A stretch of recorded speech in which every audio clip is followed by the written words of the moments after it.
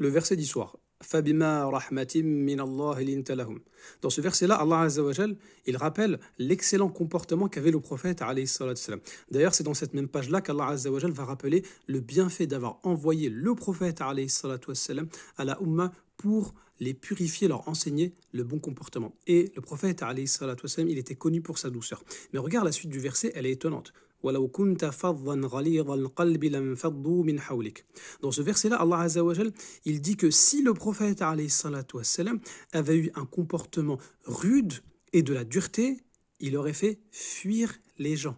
Donc là, on parle du prophète alayhi salatu wassalam. Malgré la prophétie qu'il avait, malgré le statut qu'il avait, malgré la légitimité qu'il avait, si lui avait un comportement de rudesse, eh bien les gens, ils auraient fui. Puisque Allah Azza wa Jal, c'est lui qui a créé les créatures, il sait qu'il y a des choses qui ne fonctionnent qu'avec la douceur. Donc que dire de nous? On n'a pas le statut du prophète, on n'a pas la révélation, Allah Azza wa Jal ne nous fait pas descendre des versets. Et donc si nous, on a un mauvais comportement, à plus forte raison, les gens, c'est pas, ils vont fuir, ils vont complètement disparaître.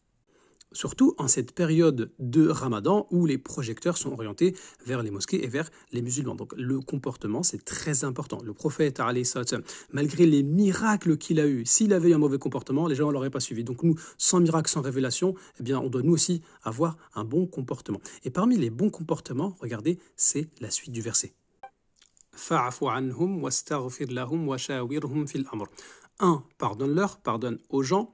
Demande pardon pour eux, donc tu invoques pour ces gens-là. Et troisièmement, tu consultes les gens. Même si tu penses connaître mieux que les gens, consulte-les quand même. Regarde, le prophète, alayhi salatu wassalam, il reçoit la révélation et malgré tout, Allah Azza wa Jal, il lui ordonne de consulter les gens. Donc même si tu penses mieux connaître que les autres, consulte-les, peut-être qu'il y a un angle que tu n'as pas vu et on peut t'apporter des solutions. Et même si tu es sûr et certain qu'on ne va rien t'apporter et que tu connais déjà bien le sujet, eh bien, par modestie, fais-le quand même, ça peut apaiser les tensions. Ah tiens, on consulte mon avis, moi aussi, on me demande conseil, etc. Et des gens qui avaient peut-être de la jalousie envers toi, bah, ils vont justement te voir comme quelqu'un qui est leur égal. Donc c'est vraiment important de consulter aussi les gens. Donc ce verset-là, c'est vraiment un chaos par rapport au comportement. On a vraiment beaucoup de travail à faire.